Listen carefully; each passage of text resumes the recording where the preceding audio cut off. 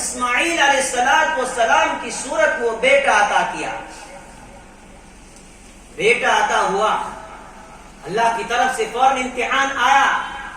میں دیکھنا چاہتا ہوں کہ میری محبت ابھی بھی ابراہیم کے دل میں اسی طرح ہے یا کوئی کمی آئی اولاد کے ملنے سے.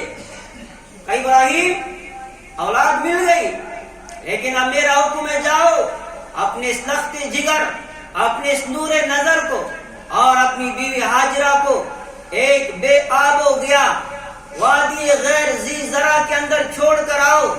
ابراہیم علیہ السلام نے فوراً اللہ کے حکم پر لبیک کہا, اور اللہ کے حکم پر لبیک کہتے ہوئے اپنے بیٹے کو اور اپنی بیوی کو لے کر چل پڑے. کہیں سبزہ آتا ہے پانی کی جگہ کہ سوچتے شاید یہاں رہنا ہوگا. جبرائیل علیہ السلام رہبری کر رہے ہیں, کہا یہاں رہنے کا حکم نہیں ہے, کہاں ٹھہرنا ہے. چلتے چلتے ہزاروں کلومیٹر کا سفر طے کر کے اور وہ لوگ مکہ المکرمہ میں پہنچتے ہیں اور دیکھتے ہیں کہ خالی ریت ہی ریت ہے اور چاروں طرف کالے پہاڑ ہیں اور کوئی چیز نہیں ہے, پانی کا کوئی نام و نشان نہیں, نہ کوئی انسان یہاں بستا ہے, نہ کوئی جانور بستا ہے, نہ کوئی چرند بستا ہے, نہ کوئی پرند بستا ہے. حکم آتا ابراہیم, آپ کو حکم ہے کہ اپنے اس لخت جگر کو, اپنے اس نور نظر کو اور اپنی اہلیہ کو یہاں پر چھوڑ کر جاؤ. رب, اے میرے رب, میں آپ کے ہر حکم پر اپنی ہر چیز کو قربان کرنے کے لیے تیار ہوں. اور چھوڑ کر گئے اور ہاتھ اٹھائے, ربنا انی اسکنت من ذریتی بواد غیر ذی زرع عند بیتک المحرم. اے میرے رب, انی اسکنت من ذریتی, میں نے اپنی اولاد کو چھوڑ دیا ہے وادی غیر ذی زرع کے اندر, میں تیرے حوالے کر کے ان کو جا رہا ہوں.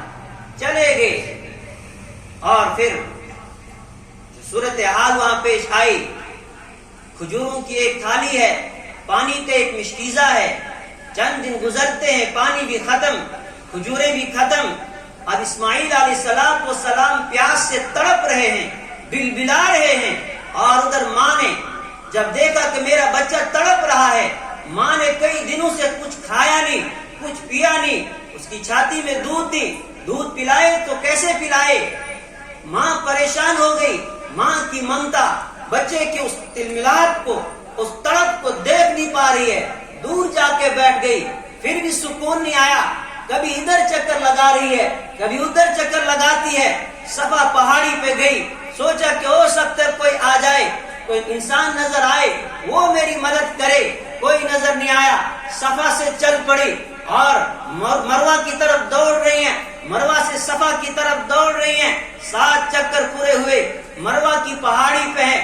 آواز آئی اور انہیں کان لگایا کہ کوئی آواز آ رہی ہے, کوئی مجھے بلا رہا ہے. اور اس کے بعد انہوں نے کہا اگر کوئی ہے جو میری مدد کر سکتا ہے تو سامنے آؤ. سامنے حضرت جبرائیل علیہ السلام, اور انہوں نے جہاں پر اسماعیل علیہ السلام اپنی پیروں کو, اپنی ایڑیوں کو رگڑ رہے ہیں, تڑپ رہے ہیں پیاس کی وجہ سے, اس جگہ پر پر مارتے ہیں, پانی کا چشمہ پھوٹ پڑتا ہے. اللہ کی یہ مقبول بندی کتنا تڑپی ہے, اللہ کو یہ دوڑنا, یہ چلنا کتنا پسند آیا.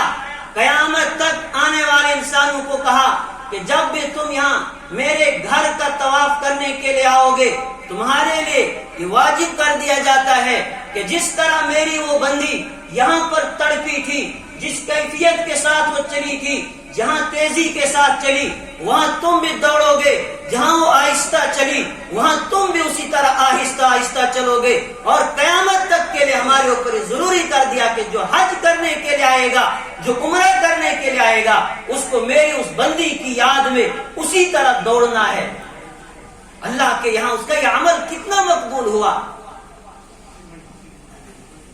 اسماعیل علیہ السلام پرورش پاتے گئے, تھوڑے سے بڑے ہوئے, فوراً حکم آیا کہ ابراہیم ابھی امتحان ختم نہیں, ابھی اور امتحان باقی ہے. اب چونکہ بچہ جو بڑا ہوتا ہے, ماں باپ کے دل میں اس کی محبت بھی اسی قدر بڑھتی رہتی ہے. اسماعیل علیہ السلام نے جو ہی جوانی کی دہلیز پہ قدم رکھا, فوراً پھر حکم آیا کہ ابراہیم جاؤ, اب اپنے لخت جگر کو میری راہ میں قربان کر دو, اس کی گردن پر جا کے چھری چلاؤ. میرے ایمانی بھائیو ذرا آپ یہاں رک کر سوچے، بڑھاپے کی عمر میں اولاد ملی ہے، جب ذبح کرنے کا حکم ملا 92 یا 95 سال عمر ہے، اس عمر میں انسان سے ایک مرغی نہیں کٹتی ہے، اس سے یہ کہا جا رہا ہے کہ اپنے لختے جگر کی گردن کے اوپر چھری چلانی ہے، اکیلی اولاد، اور یہ حکم کہ آپ جا کر اس کی گردن پر چھری چلاؤ۔ ابراہیم علیہ السلام نے سفر شروع کر دیا، چل پڑے۔ راستے میں کیا کیا خیال آئے ہوں گے آپ ذرا خود سوچئے۔ ایک باپ کے دل میں حکم آ رہا ہے کہ اپنی اولاد کو قربان کرنا ہے، چل پڑے، مکہ المکرمہ میں پہنچے، بیوی سے کہا اپنے لخت جگر کو ذرا تیار کرو، دوست کے یہاں سے بلاوا آیا وہاں لے جانا ہے۔ قرآن نے وہ منظر کشی کی، فلما بلغ معه السعي قال يا بني اني ارى في المنام اني اذبحك فانظر ماذا ترى۔ میں جب یہ جوانی کی عمر میں پہنچے، فوراً اللہ کی طرف سے حکم آیا کہ اپنے لخت جگر، اپنے نور نظر کو میری راہ میں قربان کرو۔ سے لے کر چل پڑے اپنے بیٹے کو، اور جا کر کہا یا بنیا، او میرے لخت جگر، او میرے بیٹے۔ الفاظ بھی دیکھے، تعبیر دیکھے قرآن کی، ان الفاظ میں کتنا پیار چھلکتا ہے۔ یا بنیا، او میرے بیٹے، انی ارا فی المنام انی اذبحک، میں نے خواب دیکھا ہے، اور خواب میں دیکھتا ہوں کہ میں تجھے اپنے ہاتھوں سے ذبح کر رہا ہوں۔ فانظر ماذا ترى، بیٹے بتاؤ تم کیا کہتے ہو، تمہاری رائے کیا ہے؟ بیٹا تو کہہ سکتا تھا نا کہ ابا خواب تو آپ نے دیکھا، میرا اس میں کیا قصور ہے؟ آپ تو میرے ابا ہیں، آپ مجھے کیوں ذبح کرنا چاہتے ہیں؟ نہیں، وہ بھی اسماعیل علیہ السلام تھے جن کی پیشانی سے نور چھلک رہا تھا۔ فوراً جواب دیا، یا ابت افعل ما تؤمر ستجدنی ان شاء اللہ من الصابرین۔ اسماعیل علیہ السلام یہ کہہ سکتے تھے ٹھیک ہے ابا آپ مجھے ذبح کیجئے، یا خاموش ہو جاتے، سر جھکا لیتے کہ ذبح کیجئے آپ۔ نہیں، انہوں نے بھی جو الفاظ استعمال کیے، یا اباتی، اے میرے ابا، اے میرے ابا، اس کے اندر بھی آپ دیکھیں پیار کیا ہے۔ افعل ما تؤمر، آپ دیکھتے کیا ہیں؟ یہ نہیں کہا کہ ذبح کرو، جو کرنا ہے کر لو، جو حکم آپ کے رب نے آپ کو دیا ہے آپ وہ کام کیجئے۔ ما تؤمر، جس چیز کا آپ کو حکم ملا ہے آپ وہ کام کیجئے۔ ہے تو بڑا مشکل کام، لیکن میرے ابا آپ پرواہ نہ کیجئے، آپ گھبرائے نہ۔ ستجدنی انشاءاللہ من الصابرین، میرے ابا آپ مجھے صبر کرنے والوں میں سے ضرور پائیں گے، میں صبر کر لوں گا۔ اب تدبیر بنائی جا رہی ہے، کس طرح لٹایا جائے، کس طرح ذبح کیا جائے۔ شیطان آیا، کہا ابراہیم یہ کیا کر رہے ہو؟ کہا بیٹے کو ذبح کر رہا ہوں۔ کہا اچھا، ایک خواب کی بنیاد پر اپنے بیٹے کو ذبح کر رہے ہو؟ اٹھایا پتھر مارا، کا دفع ہو جا۔ اور ادا کو بھی اللہ نے باقی رکھا، کہا قیامت تک جو بھی حاجی آئے گا جن جن مقامات پر ابراہیم علیہ السلام نے پتھر مارے تھے تم بھی پتھر مارو۔ شیطان کو بھگا، اسماعیل کے پاس گیا، کہا اچھا یہ کیا کرنے جا رہا ہوں؟ کہا ذبح ہونے جا رہا ہوں۔ انہوں نے بھی بھگایا، ماں کے پاس گیا، کہا پتہ ہے بیٹا کہاں ہے؟ کہا ہاں اپنے والد کے ساتھ ان کے دوست کے یہاں دعوت پر گیا۔ کہا نہیں، کہا اس کو ذبح کرنے گیا ہے۔ کہا کیسی باتیں کر، تو ایک باپ اپنے بیٹے کو کیسے ذبح کر سکتا ہے، اور وہ بھی اس اکلوتی اولاد کو جو بڑھاپے کی عمر میں ملی ہے۔ شیطان مجبور ہو گئے کہنے پر، کہا کہ اللہ، وہ کہتا ہے کہ اللہ کا حکم آیا ہے۔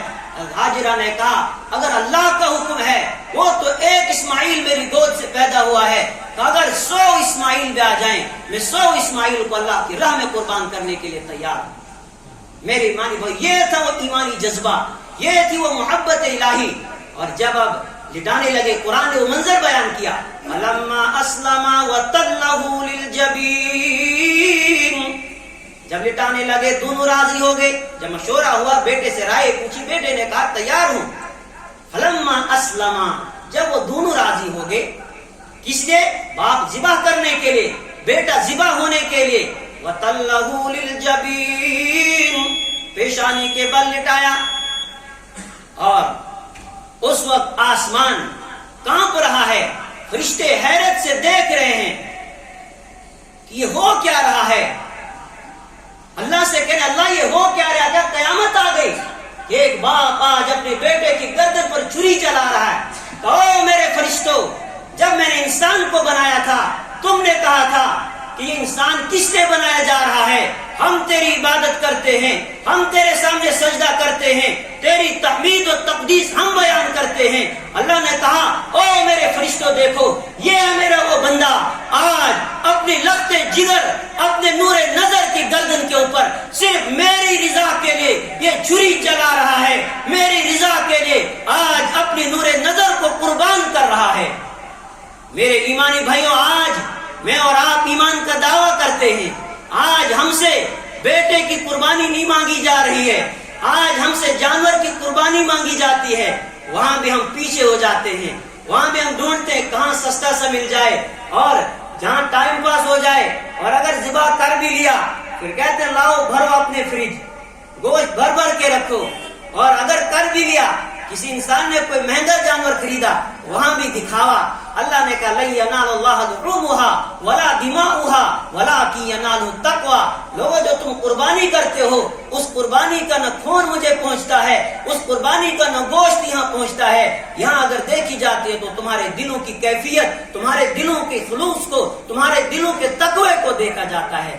آج ہم سے اللہ کے کتنے حکم چھوٹ رہے ہیں، آج ہم نماز پر قائم ہونے کے لیے تیار نہیں، ہم زکوٰۃ ادا کرنے کے لیے تیار نہیں، دوسرے احکام پورے کرنے کے لیے تیار نہیں۔ میرے ایمانی بھائیوں، ہم سب کو اپنے ایمان کا جائزہ لینے کی ضرورت ہے۔ آخر ہم نے جو ایمان کا دعویٰ کیا ہے وہ کس حد تک صحیح ہے، ہم اعمال کے اندر کتنے کمزور ہیں۔ ہمیں تو ہر وقت تیار رہنا چاہیے کہ جب اللہ کی طرف سے کسی چیز کا مطالبہ ہو ہم وہاں پر اپنا سب کچھ قربان کرنے کے لیے تیار ہوں۔ تو اس کے لیے سب سے پہلے انسان نے اپنی خواہشات کو قربان کرنا ہے، یعنی اپنی زندگی اللہ کی مرضی کے مطابق گزارنی ہے۔ اللہ رب العالمین مجھے بھی اور آپ کو بھی اپنی مرضی کے مطابق زندگی گزارنے کی توفیق عطا فرمائے۔ وآخر دعوانا الحمد للہ رب العالمین۔